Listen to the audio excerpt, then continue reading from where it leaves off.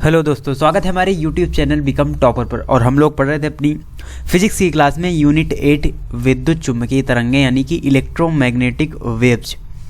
तो इस यूनिट का जो थ्योरी पोर्शन है वो हम लोग ऑलरेडी कवर कर चुके हैं। आपने अगर वीडियोज़ नहीं देखी हैं तो आप प्लेलिस्ट में जाकर वीडियो देख सकती हैं। 3 क्लासेस में ही वो जो इसका थ्योरी पोर्शन है वो कंप्लीट हो गया, क्योंकि छोटी सी यूनिट है इसमें। और न्यूमेरिकल्स भी 15 न्यूमेरिकल्स शायद इसमें इस यूनिट में दिए हुए हैं, तो उनको भी हम अच्छी तरीके से कवर करेंगे। और इस यूनिट के कंप्लीट होने के बाद हम लोग मैग्नेटिक वाली जो यूनिट्स हैं यानी कि 4, 5, 6 उनको पढ़ेंगे। और देन इस प्रकार से जो हमारा सिलेबस है यानी कि यूनिट 1 से यूनिट 10 तक का जो हमारा सिलेबस है वो पूरी तरीके से कंप्लीट हो जाएगा। उसके बाद हम देखेंगे जो हमारे आगे के बचे हुए टॉपिक्स हैं, बची हुई यूनिट्स हैं, उनके बारे में। और वैसे भी जो आपके एग्ज़ाम्स हैं उनको डिले कर दिया गया है, क्योंकि इधर सत्र भी देर से शुरू हुआ था, इसलिए कोर्स पूरी तरीके से कंप्लीट हो जाएगा। उसके लिए आपको कोई भी टेंशन नहीं लेनी। तो चलिए स्टार्ट करते हैं आज की क्लास को और देखते हैं आज का पहला न्यूमेरिकल्स। तो आप अपनी बुक को ओपन कर लीजिए, जो आपके पास बुक हो, तो उसमें आप इन न्यूमेरिकल्स को देखिएगा। और वैसे भी हम आपको यहाँ पर दिखा तो देते हैं, थोड़ी सी विजिबिलिटी कम है लेकिन आप थोड़ा सा मैनेज कीजिए। और यहाँ पर देखते हैं सबसे पहले जो पहला न्यूमेरिकल है, यहाँ पर एक चित्र दिया हुआ है। चित्र 8.1 है। यहाँ पर में एक संधारित्र दर्शाया गया है जो 12 सेंटीमीटर त्रिज्या की 2 वृत्ताकार प्लेटों को 5 सेंटीमीटर की दूरी पर रखकर बनाया गया है। संधारित्र को एक बाह्य स्रोत द्वारा आवेशित किया जा रहा है। आवेशीकारी धारा नियत है और इसका मान 0.15 एम्पियर है। तो इसमें क्वेश्चंस को दिए हुए हैं, उनको निकालना है, यानी धारिता और प्लेटों के बीच विभवांतर परिवर्तन की दर डेल्टा वी, प्लेटों के बीच विस्थापन धारा हमको निकालनी है, आईडी का मान। और कुछ और क्वेश्चन है इसी के साथ दिए हुए हैं, उनको भी देखते हैं। तो एक थ्योरी पोर्शन है और ये देखिए फिगर बना हुआ है। तो सी नंबर क्वेश्चन से, क्या किरचॉफ का प्रथम नियम संधारित्र की प्रत्येक प्लेट पर लागू होता है, स्पष्ट कीजिए। यानी ये भी बताना है कि क्या किरचॉफ का नियम इसमें लगता है। और ये एक फिगर है, इसके माध्यम से ही हमको इन सभी चीज़ों को निकालना है। तो चलिए सॉल्व करते हैं इस क्वेश्चन को। तो फर्स्ट नंबर क्वेश्चन इसमें फर्स्ट का सबसे पहले हम देखेंगे हमको दिया क्या हुआ। तो आर दी गई 0.12 मीटर, बीच की दूरी डी 0.05 मीटर और आवेशन धारा आई का मान 0.15 एम्पियर दिया हुआ है। उसके बाद तो इसमें ए नंबर जो क्वेश्चन आता है, तो ए नंबर क्वेश्चन में हमको क्या निकालना है, धारिता प्लेटों के बीच विभवांतर परिवर्तन की दर का परिकलन करना है। तो यहाँ पर देखिए संधारित्र दिया हुआ है। संधारित्र के लिए फिर पहले हम धारिता का फार्मूला लगाएंगे, एप्सिलॉन ए अपॉन डी। और ए तो हमको दिया नहीं गया यहाँ पर, तो हम कर लेंगे epsilon pi R square upon D. तो आर का मान भी है, डी का मान भी, हमारे एप्सिलॉन का हमको मान पता होता है, पाई का मान हमको पता होता है। तो देखिए इसी में हम मान रख रहे हैं। तो 8.85 इंटू 10⁻12 जो कि एप्सिलॉन का मान होता है, इंटू पाई का मान 3.14 और आर ऊपर दिया गया है 0.12 का होल स्क्वायर और अपान में नीचे डी होगा 0.05। तो इतना हमको करना है यहाँ पर। और अब जो आगे का काम है वो आपको स्वयं करना है, जैसा कि आप जानते भी हैं। कैलकुलेशन पार्ट है वो आपको स्वयं करना है। हम यहाँ पर आपको फार्मूला बता देते हैं और हिंट्स भी दे देते हैं किस प्रकार ये सॉल्व होगा। तो इसको जब आप सॉल्व करेंगे सिर्फ और सिर्फ आपको यहाँ पर गुणा भाग करना है, ज़्यादा कुछ नहीं करना है। तो ये आपकी आ जाएगी फैरड में, फिर इसको आप चेंज कर सकते हैं पिको फैरड, नैनो फैरड, जिसमें भी आप बदलना चाहें, जिस प्रकार से आपकी पावर वहाँ पर आए। तो ये यहाँ पर मान हो जाएगा, यानी सी का मान। लेकिन हमसे धारिता थोड़ी पूछी गई है, हमसे तो विभवांतर परिवर्तन की दर पूछी गई है। इसीलिए हम यहाँ पर एक फार्मूला लेंगे Q बराबर CV, और CV से V बराबर क्या हो जाएगा, Q अपॉन C। और हमको क्या निकालनी है, हमको निकालनी है विभवांतर परिवर्तन की दर, जो कि होगी dV अपॉन dt बराबर 1 अपॉन C। ये तो हो गया कांस्टेंट, और dQ अपॉन dt। लेकिन हमको dQ अपॉन dt तो पता नहीं है, C हमको पता है, C हमारा यहाँ से आ जाएगा, ये जो हमको ओपन मिला। और ये हमको निकालना है dV अपॉन dt, यही होती है क्या, विभवांतर परिवर्तन की दर। तो देखिए dQ अपॉन dt क्या होता है, तो आवेश परिवर्तन की दर को ही कहा जाता है क्या, धारा। यानी कि जो धारा दी गई है हमारे क्वेश्चन में उसका यहाँ पर उपयोग होगा। यानी ये जो फार्मूला ये बन जाएगा dV अपॉन dt बराबर 1 अपॉन C इंटू आई, क्योंकि आवेश परिवर्तन की दर ही धारा कहलाती है, यानी आवेश परिवर्तन की दर की जगह हम क्या लिख सकते हैं, धारा लिख सकते हैं। तो यहाँ पर देखिए जो हम मान ऊपर थी का निकालेंगे तो यही हो जाएगा हमारा आंसर। यहाँ पर 1/, जो मान ऊपर निकालेंगे वो लिख देंगे, इंटू जो हमारी धारा का मान है 0.15 एम्पियर, ये लिख देंगे। तो हमको यहाँ से मिल जाएगा क्या, आंसर मिल जाएगा dV/dt बराबर, जब इसको आप सॉल्व करेंगे, सी आपको पीछे मिल चुका है ना, तो यहाँ से आपको मिल जाएगा वोल्टेज पर सेकंड, ये होती है विभवांतर परिवर्तन की दर। तो इस प्रकार से आपको इस तरह से क्वेश्चन को सॉल्व करना है। ये तो उसी क्वेश्चन का ए नंबर था। अब आगे देखते हैं। तो इसके बी नंबर में हमको निकालनी है क्या, विस्थापन धारा। तो विस्थापन धारा का फार्मूला होता है ε0 d∅e/dt, d∅e/dt ये इसका फॉर्मूला होता है। यानी कि हमको क्या चाहिए, φe क्या है, बंद लूप से गुजरने वाला विद्युत फ्लक्स। विद्युत फ्लक्स का मान हमको पता हो जाए तो ε0 का मान हमको पहले ही पता होता है और हमारा मान वहाँ पर क्या हो जाएगा, मान हमारा वहाँ पर निकल आएगा। तो अब क्या करेंगे, यहाँ से E बराबर एक फार्मूला आपने पढ़ा होगा, E बराबर क्या होता है, Q/ε0A, ये होता है फार्मूला E का। तो E बराबर ये है, यदि लूप का क्षेत्रफल A हो यहाँ पर, तो जो हमारा मान है वो क्या आ जाएगा, यहाँ से जो होगा तो φe, विद्युत फ्लक्स का फार्मूला होता है φe बराबर Q/ε0, ये होता है कि गॉस का नियम हुआ नहीं करता था, φe बराबर Q/ε0। अब यहाँ से क्या होगा, अब यहाँ से कर दिया जाए फ्लक्स परिवर्तन की दर, dt बराबर 1/ε0, ये तो कांस्टेंट हो गया, और ये हो गया dQ/dt, ये यहाँ पर क्या हो गया, dQ/dt। तो अब क्या करेंगे, अब हम इसको रखेंगे, यानी ये जो हमारा मान आया है ये हम रखेंगे इसमें, यानी कि id बराबर ε0 पहले से दिया हुआ है, और इतने की जगह यानी इस जगह हम ये वाला मान रखेंगे, इसका मान रखेंगे, ये पूरा मान इसकी जगह ये पूरा मान हम रखेंगे। तो ये हो जाएगा क्या, dQ/dt। ε0 से ε0 कैंसिल हो गया और हमको मिला क्या यहाँ पर, id बराबर dQ/dt, सिर्फ इतना मिला। और हमने पीछे आपको बताया कि आवेश परिवर्तन की दर को ही क्या कहते हैं, धारा कहते हैं। तो ये वही धारा है जो हमको दी गई, यानी id बराबर 0.15 एम्पियर। जो विस्थापन धारा होगी वो धारा पहले से ही दी गई थी, वही होगी, और ये होगा इसका आंसर। तो यहाँ पर थोड़ा सा देखिए क्वेश्चन को बनाना पड़ रहा है, बाकी एज इट इज क्वेश्चन यहाँ पर सॉल्व होता है। अब इसमें देखते हैं जो सी नंबर क्वेश्चन था, थोड़ा सा थ्योरेटिकल क्वेश्चन था कि क्या इसमें किरचॉफ का नियम लागू होता है क्या, किरचॉफ का प्रथम नियम संधारित्र की प्रत्येक प्लेट पर लागू होता है। तो इसका सही आंसर है किरचॉफ का प्रथम नियम संधारित्र की प्रत्येक प्लेट पर भी लागू होता है, क्योंकि जो प्लेट तक आने वाली चालन धारा है प्लेट से आगे जाने वाली विस्थापन धारा से बराबर है। अब देखिए हमको कैसे निकालना है। तो ये सी नंबर पूछ रहा है कि किरचॉफ का नियम यहाँ पर लगता है। तो किरचॉफ का प्रथम नियम क्या हुआ करता था, हमने पढ़ा था पीछे वैद्युत धारा वाले चैप्टर में। किरचॉफ का प्रथम नियम कहता था कि आने वाली धारा बराबर हो किसके, जाने वाली धारा के, यानी इतनी धारा आए उतनी ही धारा वहाँ पर निर्गत हो। ये था किरचॉफ का प्रथम नियम। वहाँ पर हमने दूसरी टाइप से पढ़ा था, लेकिन ये किरचॉफ का ही नियम होता है। तो देखिए हमको यहाँ पर ऊपर यानी कि बी नंबर क्वेश्चन से देखना है। हमको देखो क्वेश्चन में दी गई थी धारा 0.15 एम्पियर, और बाद में निकली जो विस्थापन धारा निकली वो भी कितनी निकली, 0.1 सेंटीमीटर, यानी आई बराबर है ID के। तो इसलिए हम कह सकते हैं किरचॉफ का नियम यहाँ पर लागू होता है, किरचॉफ का फर्स्ट नियम लागू होता है। तो यही हमको स्पष्ट करना था। तो ये इसका कारण है कि जो आई है यानी कि प्लेट तक आने वाली जो चालन धारा है वो बराबर है प्लेट से आगे जाने वाली विस्थापन धारा के। तो इसीलिए यहाँ पर ये किरचॉफ का नियम लागू होता है। तो ये हमारा हो गया क्वेश्चन नंबर 1। अब देखते हैं आगे क्वेश्चन नंबर 2 को।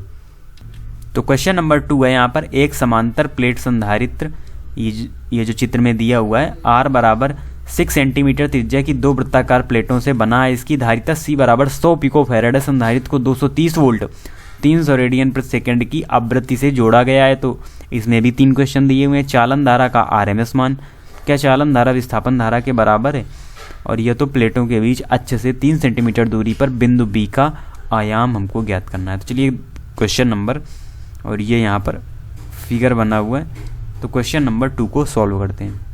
तो क्वेश्चन नंबर 2 में सबसे पहले हमको क्या दिया हुआ है ये हम यहाँ पर नोट करेंगे। तो r बराबर दिया हुआ है हमको 6 इंटू 10⁻⁻² मीटर, और ये जो r दिया हुआ है ये क्या है, ये त्रिज्या है ना कि प्रतिरोध। आप प्रतिरोध न समझिएगा इसका, इसीलिए आगे मीटर लिखा हुआ है, तो ये इसकी त्रिज्या है।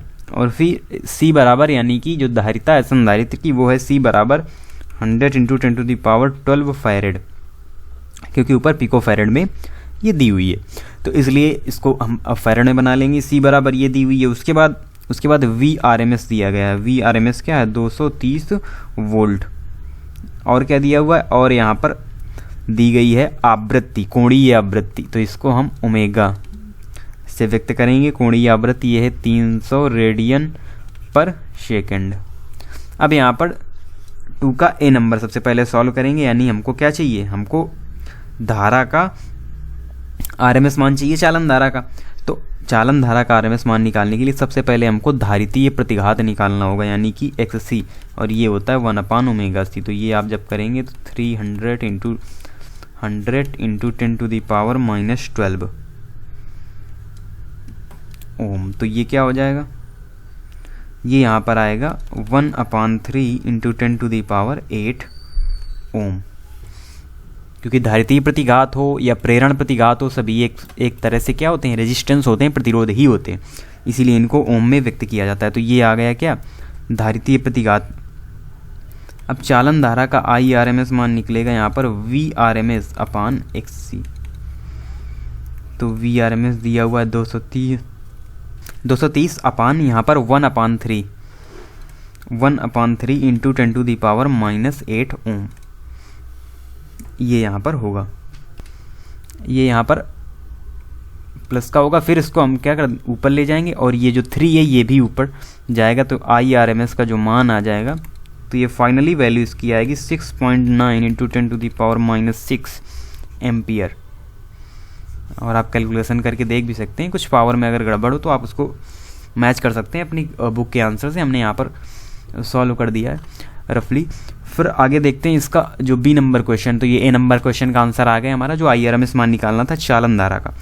अब B नंबर में कह रहा है कि क्या चालन धारा विस्थापन धारा के बराबर है। तो ये तभी हम बता सकते हैं ना जब हम विस्थापन धारा निकालें। तो विस्थापन धारा का फार्मूला हमने भी पहले क्वेश्चन में निकाली भी थी, यानी कि विस्थापन धारा निकाली थी चालन धारा की, उसमें तो बराबर आई थी। इसमें देखते हैं क्या होता है, d∅E/dt। तो यहाँ पर ये हो जाएगा ε0 d/dt, और φE की जगह हम क्या रख सकते हैं, EA। यहाँ पर हम EA रख सकते हैं। और फिर आगे जब इसको सॉल्व करेंगे तो ε0 A हम इसमें बाहर निकाल लेंगे, और ये कर देंगे dE/dt, यानी जो वैद्युत क्षेत्र की तीव्रता है उसको यहाँ पर लिख देंगे। और dE/dt किसके बराबर होता है, तो ε0 A d/dt, और E की जगह हम क्या लिख देंगे, V/d। यानी यहाँ पर वैल्यू नहीं रखनी, हमको सिर्फ और सिर्फ फार्मूले से ही बना देना है कि चालन धारा विस्थापन धारा के बराबर है कि नहीं। तो ये ε0 A/d हो जाएगा, और ये हो जाएगा dV/dt। तो ये देखिए ε0 A/d ये किसके बराबर होता है, ये होता है C के बराबर, इंटू जो dV/dt है ये क्या हो जाएगा, d/dt, और V की जगह हम लिख देंगे Q/C। ये जो संधारित्र वाले फार्मूले हैं उनका यहाँ पर हम यूज कर रहे हैं। तो ये हो जाएगा C इंटू 1/C, C को बाहर कर दिया, फिर इधर dQ/dt, और C से C कैंसिल हो गया। तो अब देखिए आपको क्या मिला, dQ/dt, और आवेश परिवर्तन की दर को ही क्या कहते हैं, धारा कहते हैं। तो ये ID यहाँ पर सभी जगह ID बराबर फार्मूला हमने शुरू में लिया था ना, और यहाँ पर क्या बचा, यहाँ पर बचा IC, यानी ID बराबर IC, यानी कि जो विस्थापन धारा है वो चालन धारा के बराबर है, चालन धारा के बराबर है। तो ये पुष्टि यहाँ पर हो गई कि जो विस्थापन धारा है वो चालन धारा के बराबर है। अब आगे देखते हैं इसमें C नंबर क्वेश्चन।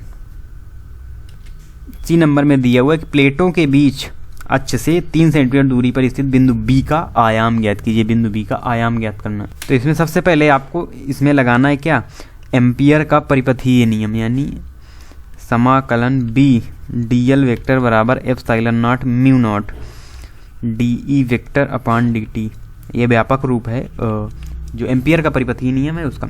तो इसके हिसाब से जब सॉल्व करेंगे तो आपको डायरेक्ट इसमें एक फार्मूला बी का इससे बना लेना है, यानी बी का डायरेक्ट फार्मूला याद रखना है, बी बराबर mu naught R I upon 2 pi R square, ये यहाँ पर बना लेना है।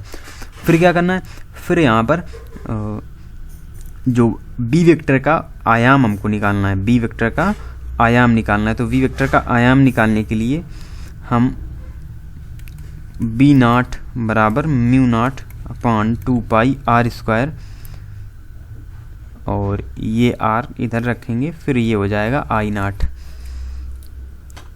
तो ये बी नॉट बराबर mu naught R upon 2 pi R square into I naught हो जाएगा। उसके बाद आई नॉट क्या होता है, तो आई नॉट का मान होता है mu naught R upon 2 pi R square into ये होता है I R M S into √2, ये होता है। भीतर क्या करेंगे, यानी कि जो म्यू नॉट है, म्यू नॉट का मान यहाँ पर रखेंगे 4 pi into 10⁻⁻7 into R upon 2 pi capital R square और into I R M S √2, ये उसी तरीके से बाहर रखेंगे। अब यहाँ पर क्या करना है आगे हमको, तो यहाँ पर ये हो जाएगा क्या 2√2, यानी कि हमने इसको गुणा कर दिया इस 2 से, ये 2 हो गया और पाई से पाई ये कैंसिल हो गया। तो 2√2 I R M S into R upon capital R square इतना बचा, और इंटू 10⁻⁻7 ये जो ऊपर था वही। अब क्या करना है आपको, सिर्फ और सिर्फ यहाँ पर सॉल्व करना है। हम मान भी यहाँ पर लिखे दे रहे हैं 2√2 और आई आर एम एस का मान 2√2, तो √2 का मान भी आपको 1.41 रख देना है, और फिर 6.9 into 10⁻⁻6 into 3 into 10⁻⁻2 upon 6 into 10⁻⁻2 का होल स्क्वायर। तो अब इसमें सिर्फ और सिर्फ क्या बचा, सिर्फ और सिर्फ कैलकुलेशन पार्ट बचा है जो आपको सॉल्व कर लेना है। जब इसको आप गुणा भाग करेंगे तो बी नॉट का मान आपको यहाँ पर मिलेगा, जिसका मात्रक क्या होगा, जिसका मात्रक होगा टेस्ला, यानी टेस्ला में इसको व्यक्त करना है आपको, फिर आपको आंसर इससे मैच कर लेना है। तो इस प्रकार से जो क्वेश्चन नंबर 2 है वो भी हमारा सॉल्व हो गया, और ये दोनों बड़े बड़े क्वेश्चन थे, यानी कुल मिलाकर जो टोटल क्वेश्चन है वो हमने 6 सॉल्व कर ली, क्योंकि पहले में भी 3 क्वेश्चन थे और दूसरे में भी 3 क्वेश्चन थे। अब देखते हैं आगे क्वेश्चन नंबर 3। क्वेश्चन नंबर 3 है, इसमें 10 इंटू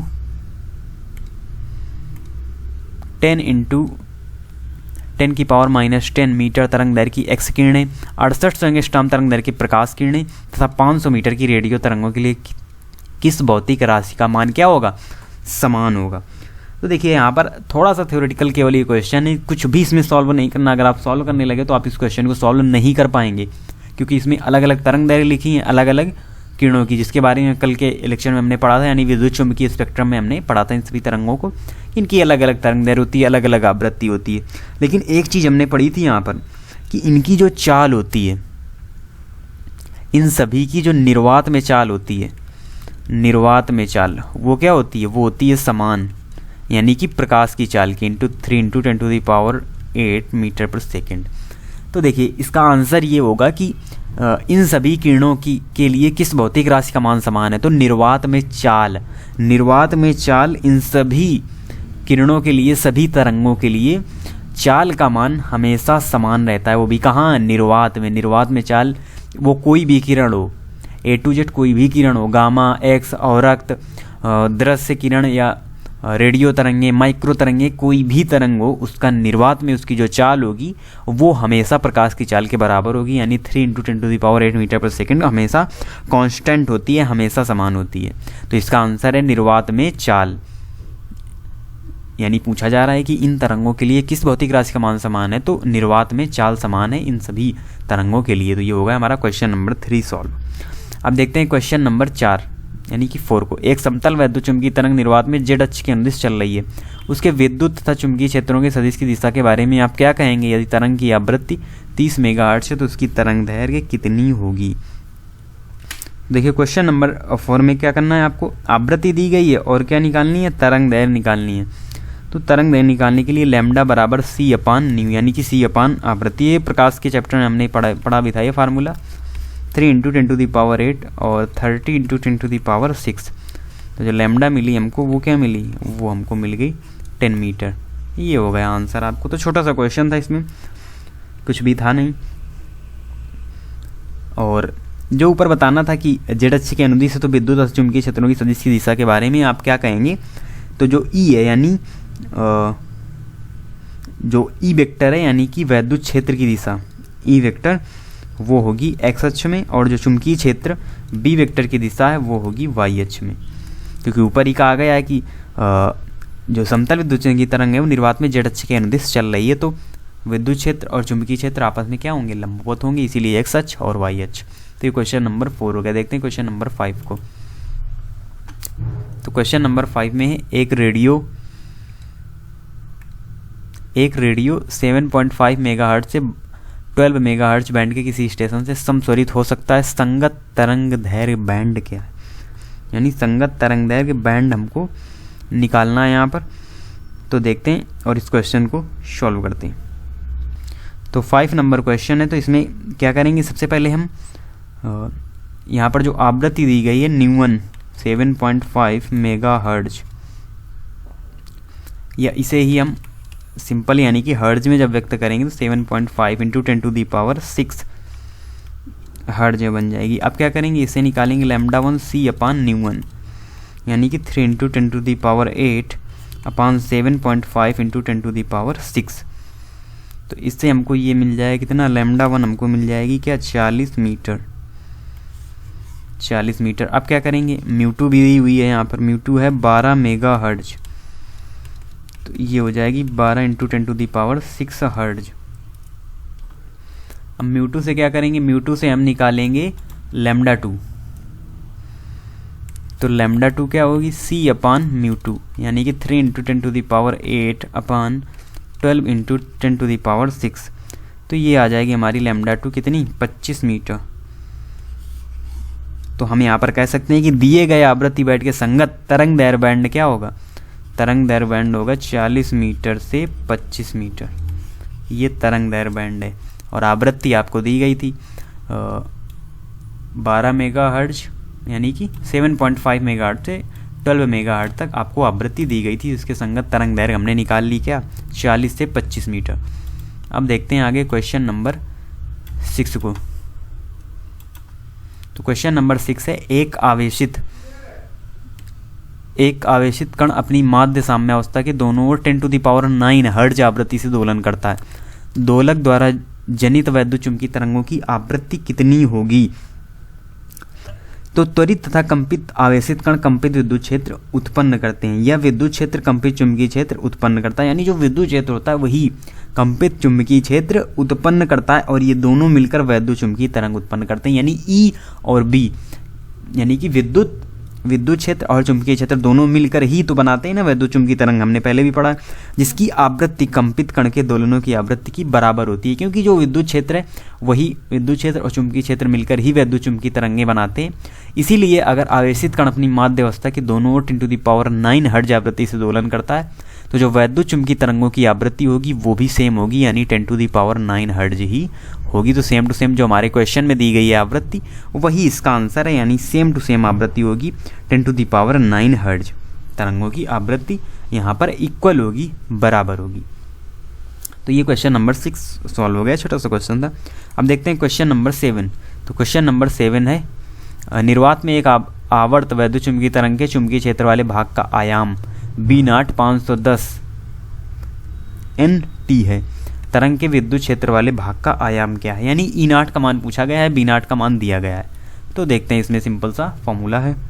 तो 7 नंबर क्वेश्चन इसमें दिया हुआ है हमको B0 यानी कि चुंबकीय क्षेत्र का आयाम B0 दिया हुआ है 510 इंटू 10⁹ टेस्ला, और C बराबर यहाँ पर हमको पता ही होता है C बराबर 3 इंटू 10⁸ हमको निकालना E0, तो ये होता है C बराबर E0 अपान B0, यानी E0 का मान हमको निकालना है और B0 का मान हमको पता है 10⁻⁹, और ये होता है बराबर 3 इंटू 10⁸ के। तो E0 बराबर आ जाएगा क्या 53513 वोल्ट मीटर। तो ये इसका सिंपल सा आंसर था 7 नंबर क्वेश्चन का। E0 बराबर 153 वोल्ट मीटर। आगे देखते हैं क्वेश्चन नंबर 8। कल्पना कीजिए कि एक वैद्युत चुंबकीय तरंग के विद्युत क्षेत्र का आयाम दिया हुआ है, इसकी आवृत्ति दी हुई है और हमको निकालने हैं 2 क्वेश्चन। नंबर ए B0 यानी कि चुंबकीय क्षेत्र का आयाम, ओमेगा यानी कि आवृत्ति, और के तथा लैम्डा ज्ञात करना है, यानी 4 टर्म्स इसमें ज्ञात करने हैं। फिर बी नंबर में ई तथा बी के लिए व्यंजक भी प्राप्त कीजिए। तो 8 नंबर क्वेश्चन है और इसका सबसे पहले ए नंबर क्वेश्चन हम सॉल्व करते हैं। यानी इसमें हमको 4 टर्म निकालने हैं। कौन कौन से? B0, ओमेगा, के, लैम्डा, ये चारों हमको ज्ञात करने हैं। तो सबसे पहले E0 अपान B0 बराबर C। तो B0 बराबर E0 अपान C। E0 का मान कितना है? 120 अपान 3 इंटू 10 टू दी पावर 8, यानी कि 40 इंटू 10 टू दी पावर -8, या हम ये कह सकते हैं B0 बराबर 4 into 10 to the power -7 tesla. तो एक इसका टर्म आ गया। अब हमको क्या निकालना है? अब आगे हमको निकालना है ओमेगा। तो ओमेगा बराबर होता है 2 pi n, 2 into 3.14 into 50 into 10 to the power 6 radian per second. तो ये हो गया ओमेगा हमारा 3.14 into 10 to the power 8 radian per second, क्योंकि ये ऊपर हो जाएगा 150 इंटू 2। ये आ गया हमारा ओमेगा। अब आगे क्या निकालना है हमको? आगे निकालना है हमको लैम्डा। तो लैम्डा बराबर होता है C अपान न्यू। C है 3 into 10 to the power 8 upon 50 into 10 to the power 6। तो ये हो जाएगा लैम्डा हमारा 6 मीटर। लैम्डा का मान क्या आ गया? लैम्डा का मान आ गया हमारा 6 मीटर। उसके बाद बचा हमारा के होता है संचरण नियतांक। तो के बराबर होता है 2 पाई बाई लैम्डा, 2 इंटू 3.14 अपान 6। तो ये हो जाएगा हमारा के हो जाएगा लगभग 1.05 रेडियन प्रति मीटर। ये हो जाएगा हमारा यहाँ पर आंसर। तो ये चारों टर्म्स हमारे आ गए, यानी 8 नंबर का ए नंबर क्वेश्चन हमने सॉल्व कर लिया। अब देखते हैं क्वेश्चन नंबर बी को, जिसमें हमको ई और बी के लिए अलग अलग क्या निकालने हैं? अलग अलग व्यंजक निकालने हैं। तो देखिए ई के लिए व्यंजक बनता है, हमने पीछे आपको बताया जब थ्योरी पोर्शन हमने कवर किया था, E0 साइन के X minus omega T into J cap, क्योंकि हमने बताया था जो ई है, ई वेक्टर है, वो हमेशा वाई अक्ष में होता है, इसीलिए आई जे के कैप एक्स वाई जेड अक्ष। और जो बी वेक्टर है वो होता है B0 साइन के X minus omega T into के कैप, क्योंकि ये होता है हमेशा जेड अक्ष में आई जे के। तो यहाँ पर हमको सिर्फ और सिर्फ इनके मान रखने हैं, यानी E0 बराबर E0 का मान हमने ऊपर निकाला है, यानी हमको दिया हुआ है साइन, और के मान हमने भी निकाला 1.05 एक्स माइनस ओमेगा का मान हमको पता है 3.14 इंटू 8 टी जे कैप।